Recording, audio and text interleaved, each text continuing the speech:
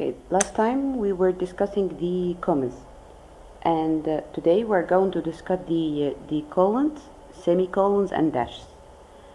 Let's start by the colons first.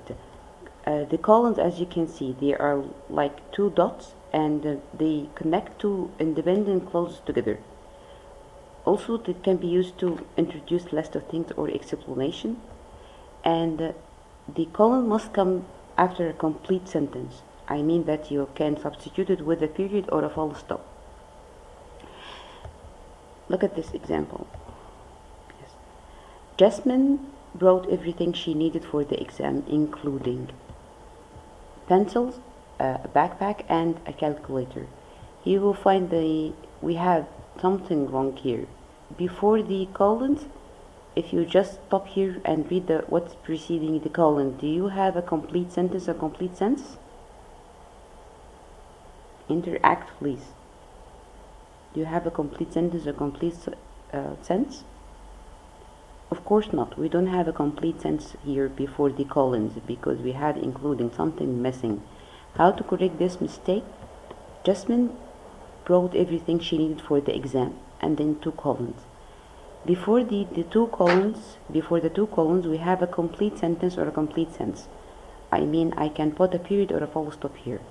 Number two, after the colons, I introduced for you the list of the things she has bought, explained the thing for you that she needed for the exam, which are pencils, backpack, and the calculator. So the first sentence is not correct because the part that comes before the colons is not a complete thought. Following? Are you following? Okay. One of the usage of using the colons, we said it before in third quarter that we can use it to introduce list of things, quotation, and explanation. Look at the example for introducing list of things. I can't see anything. It's still arrows. It means that you have something wrong in your connection, Ali, because the others can see my screen. Okay.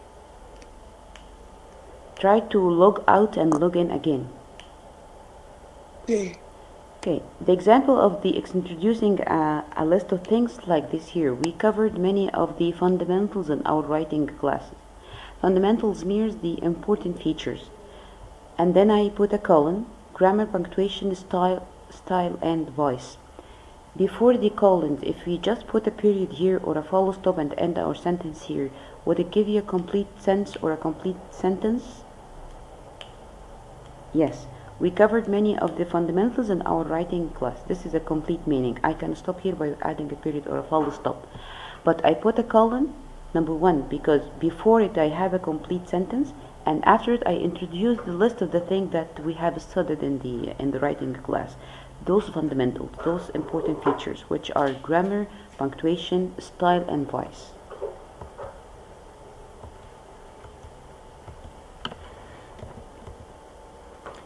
Look at this example. Louis was excited to meet his relatives, his aunt, his uncle, and cousins from the Bahamas. What's wrong here? Can you open your mic and tell me? What's wrong here in this sentence? Hello? Can you open your mic and tell me?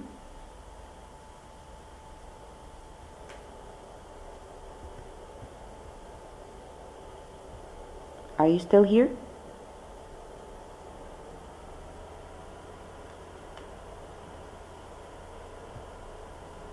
Are you still here?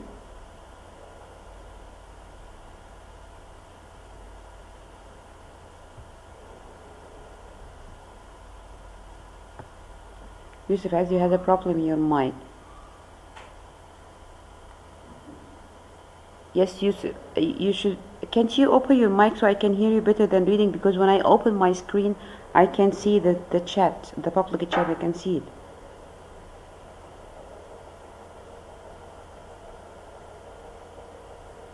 We should just write a colon after relatives. Why?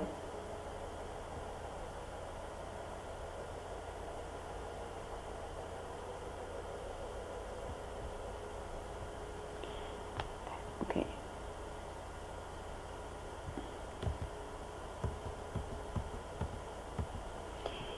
Here we have a mistake because he considered his relatives as one item of the list. He said that he was excited to meet his relatives, comma, his aunt, uncle, and cousins. Relatives here is not item of the list because it's a word that introduces the list of the relatives, which are his aunt, uncle, and cousins. That's why it shouldn't be put in the list. This is number one. We should put here two colons because for two reasons. Number one, to this point, we have a complete sentence. Number two, yes, after this, the colon, I'm introducing the list of the relatives that he was excited to meet them. That will go like this. Before the colons, I have a complete sentence. I can stop here, and after the colons, I'm introducing the list of the relatives that he was excited to meet them. Those are the relatives who came from Bahamas.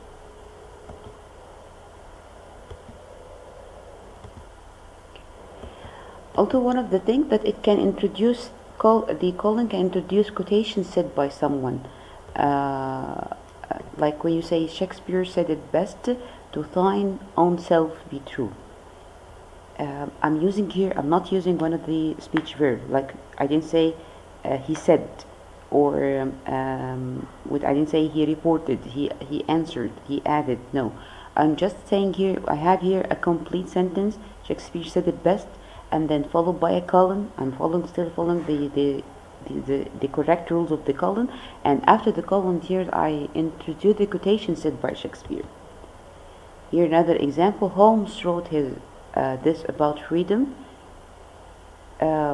It's only through free debate and free exchange of ideas that government remains responsive to the will of the people. Yes. After the colons, I have the words that Holmes has said or wrote about freedom.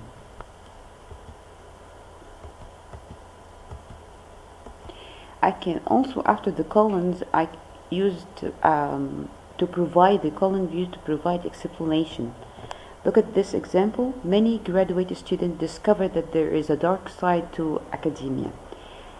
If I stop here, this is a complete sentence, but I need to explain what is this dark side of academia that they discovered there. So I put the colon and then followed by or provide the explanation of this dark side. Late nights, high stress, crippling addiction to caffeinated beverages. Another example. Sandy repeatedly complained about her least favorite restaurants. And then I have a colon. What's before the colon, or the colon is preceded by a complete sentence, a complete thought? That's right. What's after the colons? This is an explanation of the thing that she didn't like about these restaurants. What are they? Places where you can often hear loud conversation and crying babies.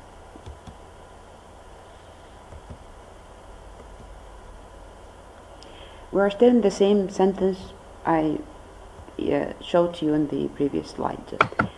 In the above sentence, the colon here is preceded where? After a complete thought. No. And the part or the portion of the sentence that is after the colon, this is what description of the restaurant that she didn't like. So I'm introducing for you explanation of this restaurant she didn't like.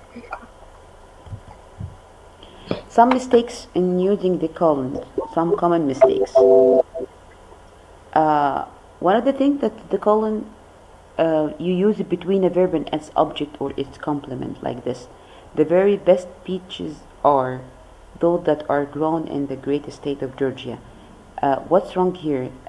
I'm preceding I'm using the colon in the middle of the sentence. What's before the colon, not a complete thought, and at the same time it's between the verb and its object. So this is wrong. How to correct it? Simply remove the colon, you will find a complete thought in front of you. Also, you put the colon between preposition and its object, like here. My favorite cake is made of carrots, flour, butter, eggs, and cream cheese icing. There's some noise. Okay, fine, thank you. The colons here, yes, is put where after or in the middle of the sentence. This is number one. What is before the colon is not a complete thought. I'm putting in between the preposition and its object, so using the colon here in this part is wrong. To correct it, simply remove the colon too. How to check the mistake for the colon? Simply you can ask yourself a simple question. What is before the colon is a complete thought or not? What is preceding the colon, can it stand for on its own or not? If it can't stand or not a complete thought, so the colon is in a wrong position. Are you still following? Yes. Okay, someone is fighting with the keyboard. Okay. Look at this SAT example. My charge or my concern is number 29, so start reading the sentence from the beginning. And the underlined part, do you think it needs a change or not? If it needs a change, so which one of those is the correct answer? Today's researchers have found that the veritable army of trained volunteers traveling the country conducting face-to-face interviews can sometimes be replaced by another army. The vast array of individual volunteering details about their lives.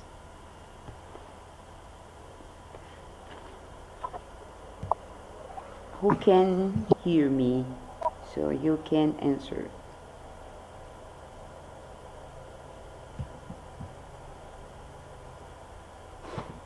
Any answer? I can hear. Yes, okay. Can you find which is the correct answer?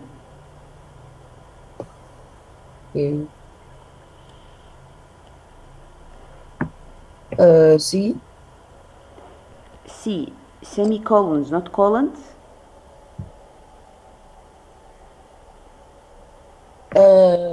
No, D. D. That's right, correct. Why D?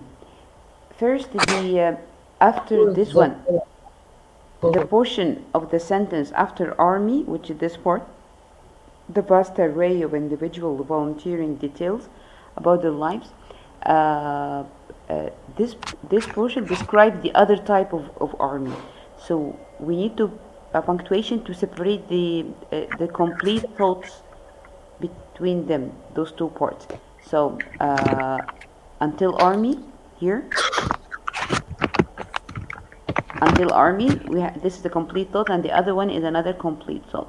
The choice C is incorrect. Why? Because which you have said is incorrect, because the phrase following army here, this phrase, the vast array of individual volunteering, is not complete thought, and the answer B is wrong also, because we don't need dash, and we are going to explain the usage of the dash later.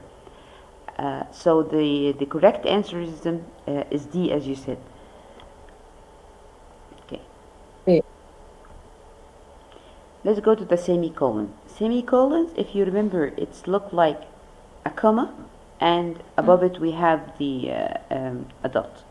So it looks like a comma with a period above it. And this is like a good way for you to remember how does it look. A semicolon used to separate two complete thoughts. It means that it is followed and preceded by two complete thoughts.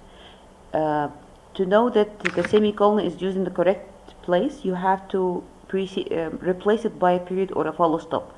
If you replace it by a full stop and read the two items or two parts, and you find that we have two separated sentences, this means the semicolons was used correctly in the correct place. Look at this example. Because Jesse is my friend, I invited him to my party. Because Jesse is my friend, I invited him to my party. This is incorrect. Why? Because if I put a full stop here and read the two parts, do you think that I will have a two complete sentences? Because Jess is my friend. Is this a complete sentence? No. I invited him to my party. Is this a complete sentence? No. No. So the semicolon here is used incorrectly in this place. How to correct it? Just erase because. The subordinated conjunction.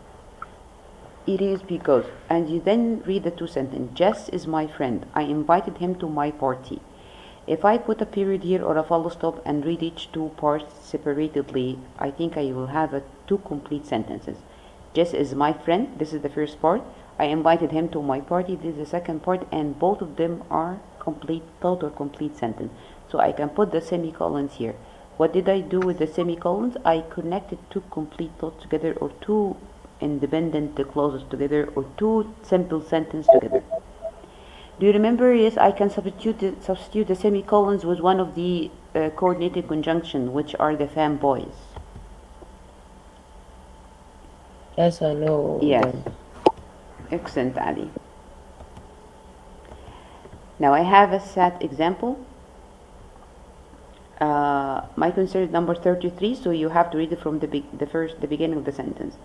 But they suggest, yes, But go on. suggest the presence of other provides a good model of carbon. The presence of other provides good model of can be sequestered or removed from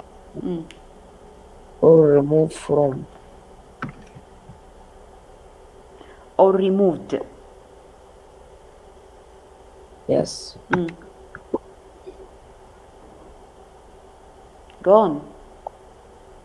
Can be sequestered or removed from the atmosphere through the management of animal population. It will be number D. Oh, that's right. Great. D. Do you know why? Because the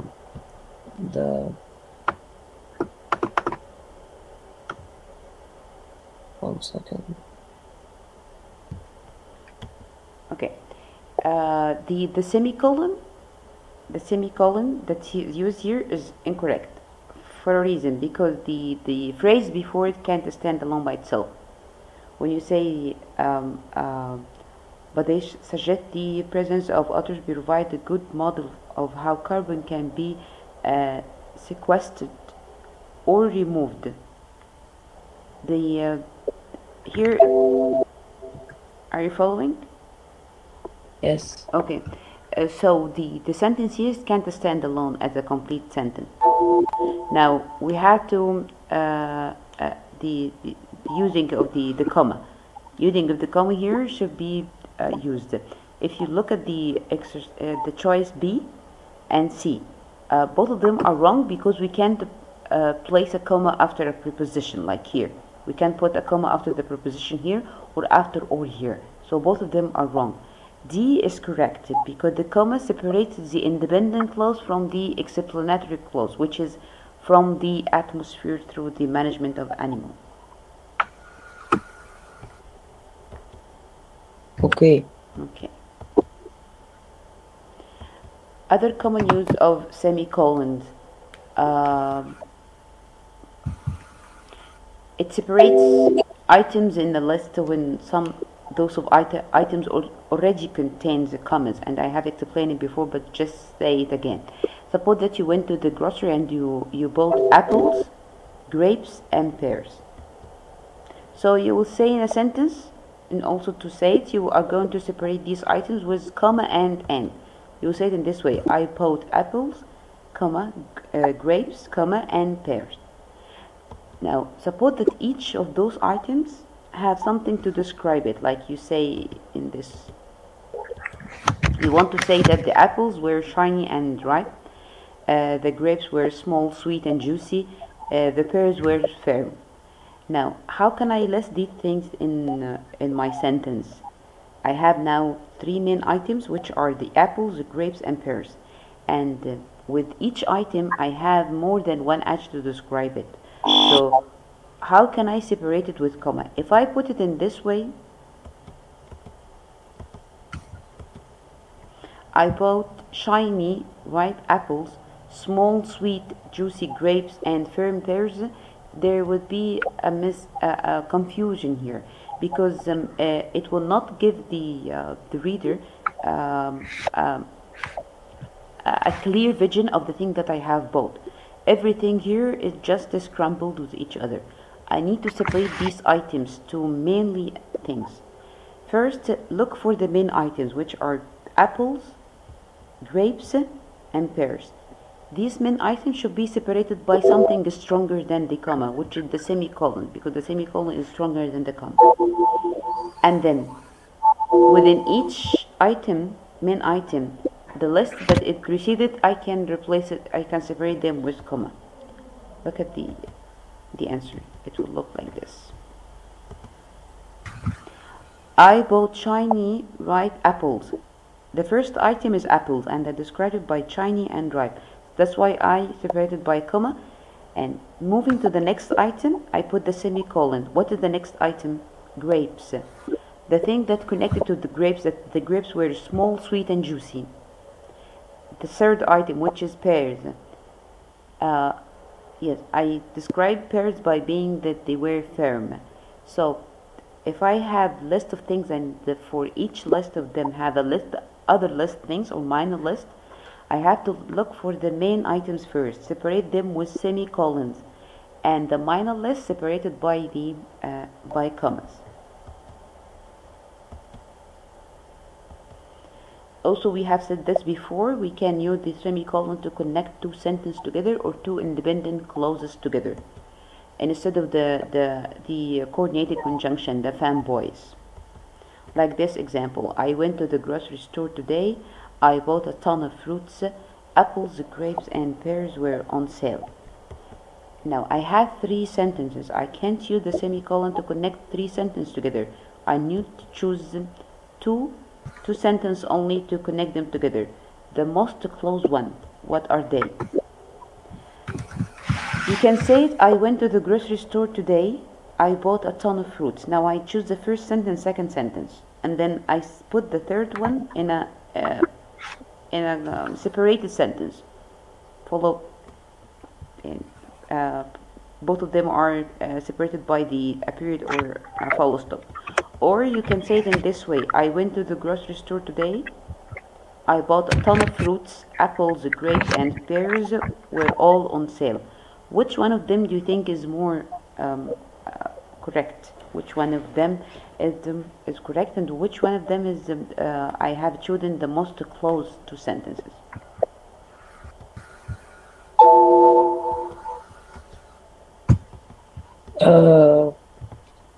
I think Look at this. I could not say that I went to the grocery store today. I bought a ton of fruits, apples, grapes, and pears. We all were all on sale. Why would I want to use the semicolon here? This is what I can say. One reason that the second, the third sentence, they are more close than the first one. Why? Because here I'm giving you a reason. Why did I buy a ton of fruits? Because they were all on sale.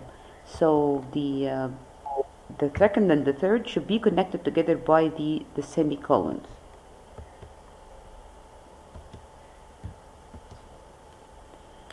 That's why, so you have to join closely the related complete sentence together without using coordinating conjunction. We explored the attic together. We were amazed at all the useless junk we found there.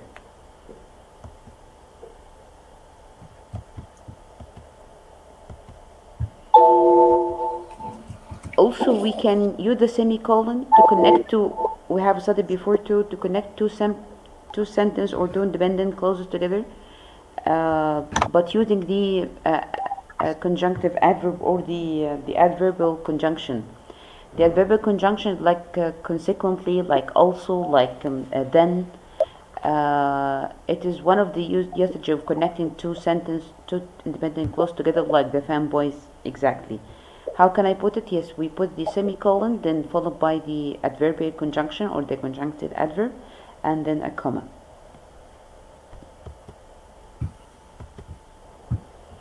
Okay, I will stop here with this part.